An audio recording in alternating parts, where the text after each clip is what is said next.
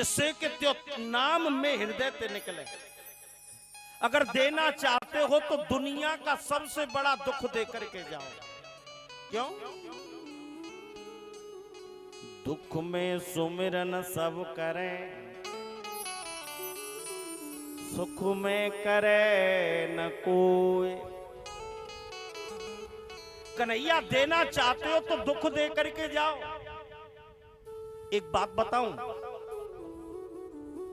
हमारे शास्त्रों के अंदर दो ही लोगों ने विपत्ति मांगी है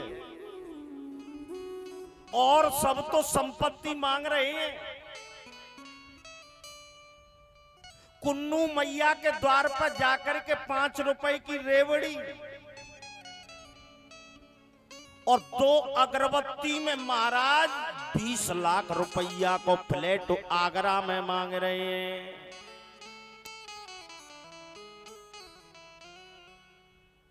भगवान कितने सस्ते हैं। हमारे शास्त्रों के अंदर दो ही लोगों ने विपत्ति मांगी है। एक तो भुआ कुंती, भगवान कृष्ण से कह रही है सुख के माथे सिल पड़े और नाम हृदय से जाए। बलिहारी बा दुख को जो पग पग नाम जपाए। और दूसरा व्यक्ति कौन है मालूम है? दूसरा व्यक्ति है हनुमान। एक बार भगवान राम ने हनुमान जी से पूछा, हनुमान जी सब कुशल मंगल है? तो हनुमान जी क्या कहने लगे मालूम है? कह हनुमंत विपत्ति प्रभु सोई। कह हनुमंत विपत्ति प्रभु सोई। जब तब सुमिरन भजन न होई। जब तब सुमिरन भजन न होई। हनुमान जी ने क्या कहा कि कह हनुमंत विपत्ति प्रभु सोई और जब तब सुमिरन भजन न होई। हनुमान जी कहने लगे प्रभु सबसे बड़ी विपत्ति तो यही है कि जब तब सुमिरन भजन न होई। हमारे शास्त्रों के अंदर दो ही लोगों ने विपत्ति मांगी। या तो महाभारत के अंदर भुआ कुंती विपत्ति मांग रही है, या रामायण के अंदर हनुमान जी कह रहे हैं कि कह हनुमंत विपत्ति प्रभु सोई और जब तब सुमिरन भजन न होई। एक बार भगवान राम ने हनुमान जी को अपने पास में बुलाया। हनुमान जी को बुलाकर भगवान राम ने कहा हनुमान, हाँ महाराज। भगवान राम कहने लगे हनुमान जो भी मेरी शरण में आया है उसको मैंने कुछ न कुछ दिया है। एक तुम हो जिनको मैंने कुछ नहीं दिया। हनुमान मेरे पास में सुग्रीव आया, सुग्रीव को पंपापुर का राजा बना दिया। हनुमान मेरे पास में विभीषण आया, विभीषण को मैंने लंका का राजा बना दिया। हनुमान अब मेरे पास में कुछ नहीं है, केवल एक अयोध्या की गद्दी खाली पड़ी है। हनुमान तुम अयोध्या की गद्दी के राजा बन जाओ, अयोध्या के राजा बन जाओ। हनुमान जी हाथ जोड़ करके प्रभु राम के पैरों में गिर पड़े। कहने लगे महाराज मुझे गद्दी नहीं चाहिए, मुझे कुर्सी नहीं चाहिए। क्यों? हनुमान जी कहने लगे मेरे बाप मुझे भूत नहीं बनना। भूत कहीं? कहीं कैसे? हनुमान जी कहने लगे महाराज जब तक व्यक्ति के पास में गद्दी रहती है, जब तक व्यक्ति के पास में कुर्सी रहती है, जब तक वो एमएलए, एमपी, प्रधानमंत्री, सरपंच, बाट पंच और प्रधान बनकर के रहता है, लेकिन जब उसके नीचे से कुर्सी चली जाती है तो उसके सामने भूत लग जाता है। भूतपूर्व एमएलए, भूतपूर्व प्रधानमंत्री, भूतपूर्व प्रधान, भूतपूर्व बाट पंच। इसलिए महाराज मुझे भूत नहीं बनना है। कहीं तो क्या बनना चाहते हो? हनुमान जी कहने लगे मेरे बाप अगर मुझे देना चाहते हो। तुरंत ही हनुमान जी ने एक पैर भगवान राम का पकड़ लिया और एक पैर मैया जानकी का पकड़ लिया और हनुमान जी कहने लगे कि यही बर मांगू कृपा निकीता, यही वर मांगो कृपा निकीता।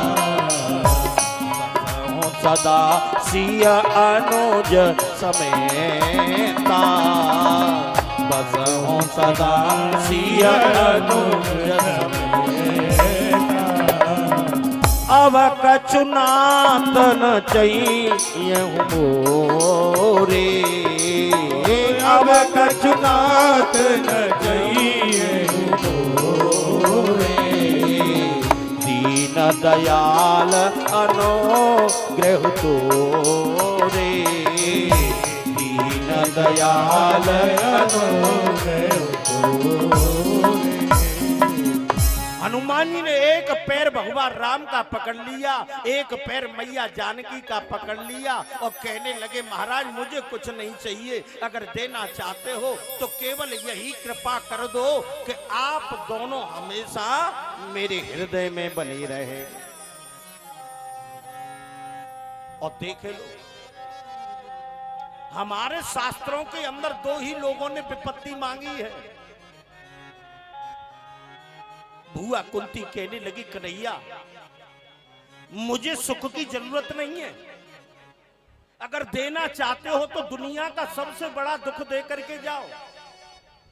एक बात बताऊं, जिसके ऊपर दुख है उसके ऊपर प्रभु की कृपा है, जिसके ऊपर दुख है उसके ऊपर प्रभु की कृपा है?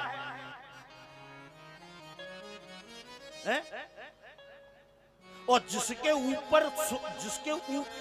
यहां सुख है उसके ऊपर प्रभु की कृपा नहीं है। क्यों? क्योंकि दुख में परमात्मा का ध्यान रहता है और सुख में व्यक्ति परमात्मा को भूल जाता है। कथा कह रहे थे भुआ कुंती ने भगवान कृष्ण से दुख मांगा। भुआ कुंती कहने लगी कन्हैया दुखों से अगर चोट खाई न होती, तुम्हारी प्रभु याद आई न होती। दुखों से अगर चोट खाई न होती, तुम्हारी प्रभु याद आई न होती। जगाते नहीं गुरु ज्ञान के द्वारा, कभी हमसे कुछ भी भलाई न होती। दया सिंधु तुमको समझ ही न पाते, जो बिगड़ी दशा को बनाई न होती। आज भुआ कुंती ने भगवान कृष्ण से दुख मांगा। भगवान कृष्ण भुआ कुंती से आशीर्वाद लेकर के तुरंत ही अपनी द्वारका के लिए चले गए। द्वारका में जाकर के द्वारकाधीश का बड़ा स्वागत हुआ। आगे चलकर के श्री सूत जी महाराज कहते हैं ऋषियों धीरे धीरे धीरे धीरे धीरे धीरे कुछ समय निकला। कुछ समय के बाद में अभिमन्यु की पत्नी उत्तरा के गर्भ से बालक का जन्म हुआ। और जैसे ही बालक का जन्म हुआ तो जन्म लेते ही ये बालक इधर उधर देख रहा था। और जैसे ये बालक देख रहा था तो किसको देख रहा था मालूम है? यह बालक उसी व्यक्ति को देख रहा था, यह बालक उसी परमात्मा को देख रहा था जिस परमात्मा ने इस बालक की गर्भ के अंदर रक्षा की थी।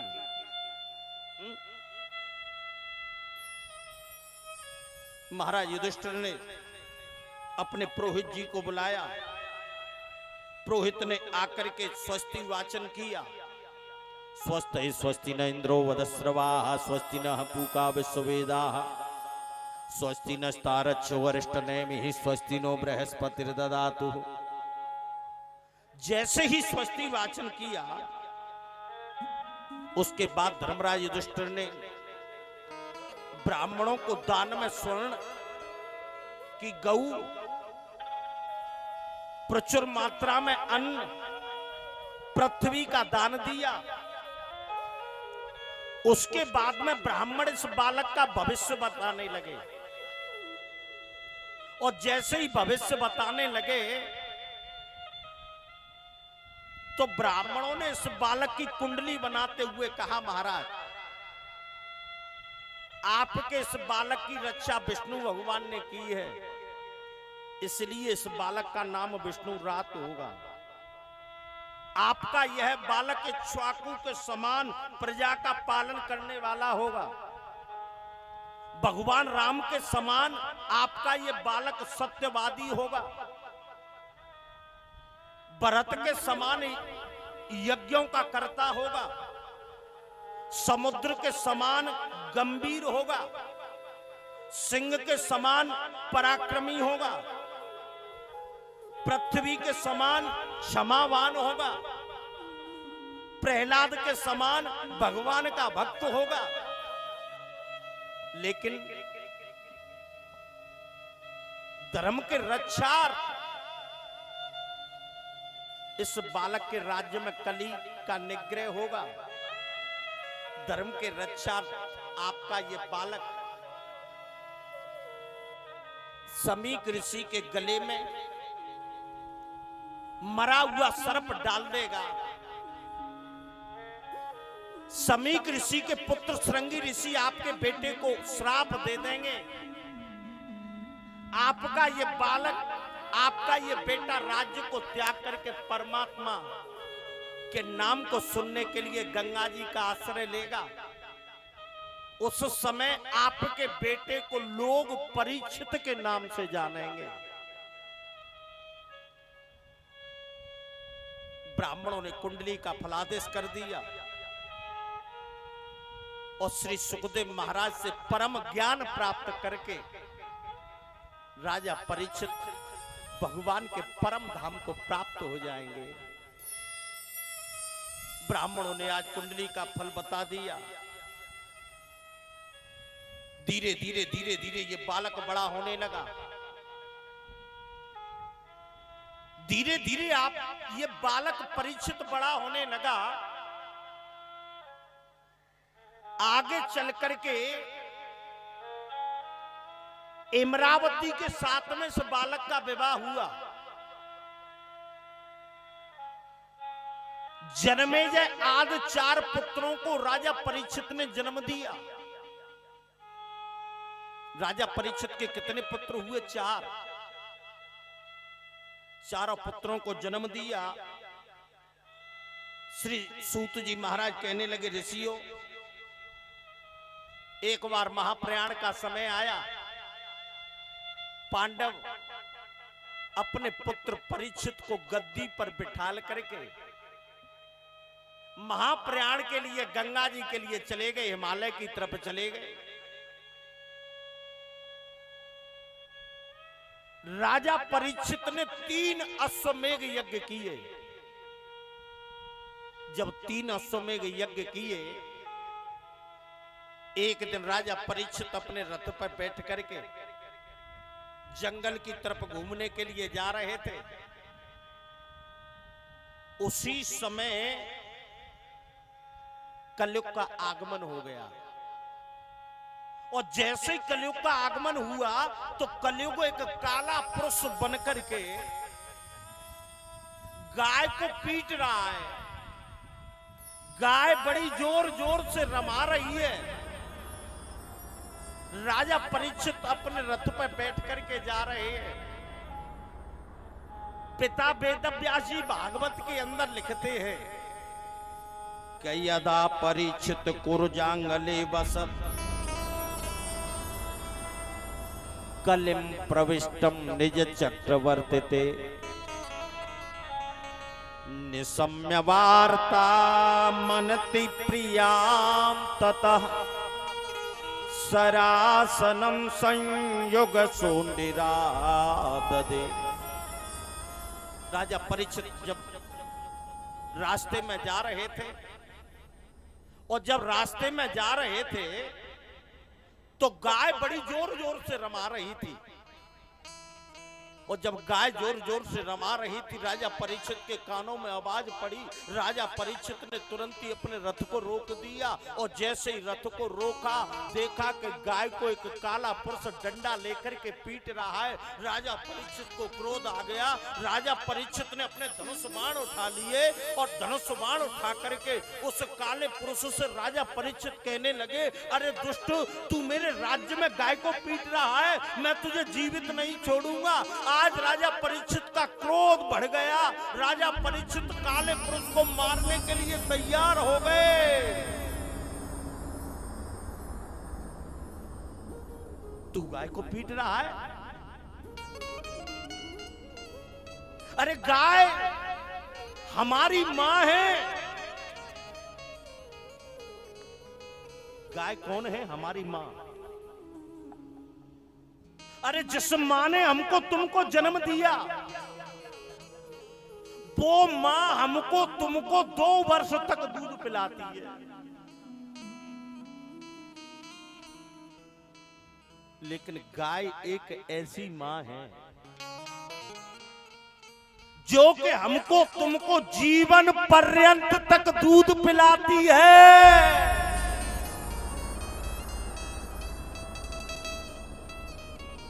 तू मेरे राज्य में गाय को पीट रहा है। अरे गाय के बारे में तो कहा है कि जननी जन्म भूमि स्वर्गा दप क्रियसी।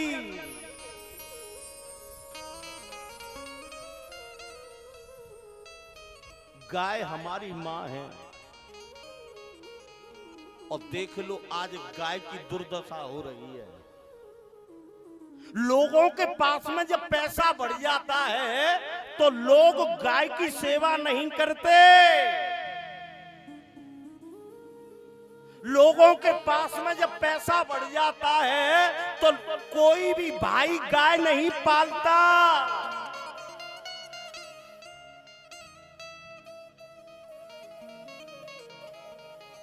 कुत्ते पालते हैं, कुत्ते। हमारे तुम्हारे पूर्वज जब पहले मकान बनवाते थे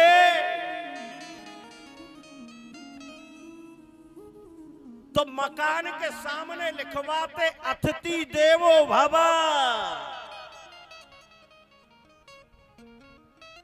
नौजवान लड़कों का समय आ गया। नौजवान लड़कों ने तुरंत ही अतिथि देवो भव पर प्लास्टर करवा दिया और प्लास्टर करवा करके उसी प्लेट पे लिखवा दिया वेलकम।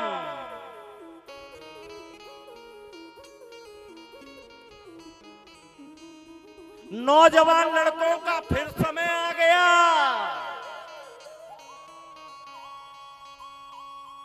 नौजवान लड़कों ने वेलकम पर भी प्लास्टर करवा दिया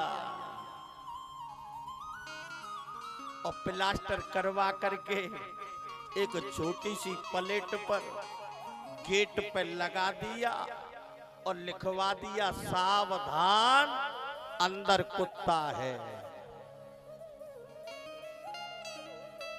पता नहीं है रहने वाला कुत्ता है या कोई पशु कुत्ता है। भारत का कल्चर इतनी तेजी से बिगड़ता हुआ जा रहा है। लोग गाय की सेवा नहीं करते, लोग कुत्ते पालते हैं। अरे गाय के अंदर 33 कोट देवता विराजमान हैं।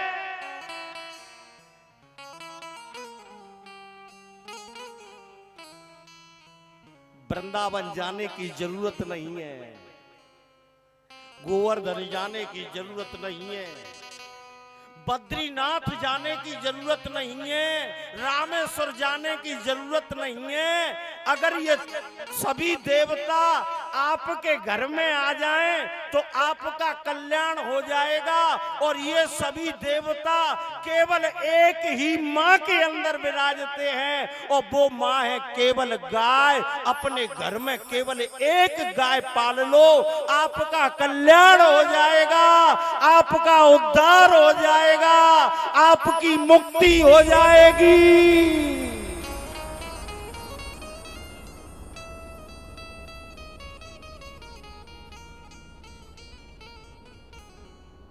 भैया गाय की दुर्दशा हो रही है।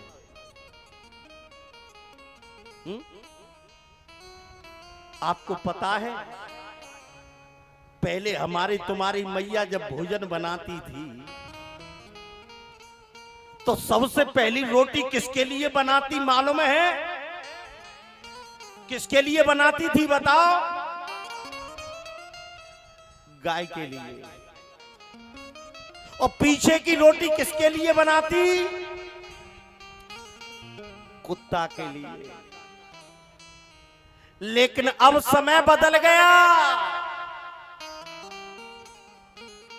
आजकल की नौजवान लड़कियां जब भोजन बनाती हैं तो पहली रोटी जो गाय की होती थी वो गाय को नहीं खिला रही हैं। आजकल की नौजवान लड़कियां वो पहली रोटी जो गाय की थी उस रोटी को अपने पति देव को खिला रही हैं। इसलिए गाय की रोटी को खा करके पति देव गाय बन गए हैं, गैया बन गए हैं।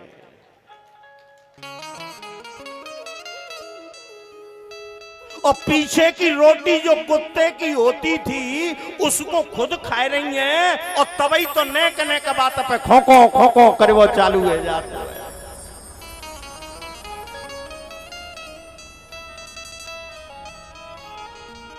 भारत का कल्चर बड़ी तेजी से बिगड़ता हुआ जा रहा है। गाय की दुर्दशा हो रही है। राजा परीक्षित ने तुरंत ही हाथ में धनुष बाण ले लिया। अरे दुष्ट, मैं तुझे जीवित नहीं छोड़ूंगा। तू मेरे राज्य में गाय को पीट रहा है। काला पुरुष दौड़ करके राजा परीक्षित के पैरों में गिर पड़ा। कहने लगा, महाराज आपके दादा परदाता शरणागत लोगों को शरणागत देते थे। आपके दादा परदाता किसी को मारते नहीं। आप उन्हीं के पुत्र हो। कृपा करके मुझे स्थान बताओ, मैं जाकर के कहां रहूं? राजा परीक्षित ने कलयुग को 4 स्थान दिए। 4 स्थान दिए। कौन कौन से स्थान दिए पता है? तुम जाकर के 4 जगहों पर रहो। दूतम पानम स्त्रियः सूना यत्रा धर्मश्चतुर्वेदः। हे कलयुग, तुम अपने लिए स्थान मुझसे मांग रहे हो तो मैं 4 जगह पे स्थान बता रहा हूं, वहां पे जाकर के रहो। कौन कौन सी जगह बताएं पता है? दूतम पानम स्त्रियः सूना, जहां पर मदरा का पान होता हो। 1 गिलास वाटर, 1 गिलास beer, oh my dear happy new. जहां पर मदरा का पान होता हो वहां पर तेरा वास है। दूसरा, जहां पर जुआ होता हो वहां पर तेरा वास है। जहां पर जीवों की हिंसा होती हो, जीवों को काट करके जहां पर खाया जाता हो वहां पर तेरा वास है। चौथा, जहां पर वैश्यालय हो वहां पर तेरा वास है। 4 स्थान दे दिए। कलयुग हाथ जोड़ करके कहने लगा, महाराज 4 स्थान आपने मुझको दिए, लेकिन एक स्थान मैं आपसे हाथ जोड़ करके मांग रहा हूं। राजा परीक्षित ने कहा, मांगो।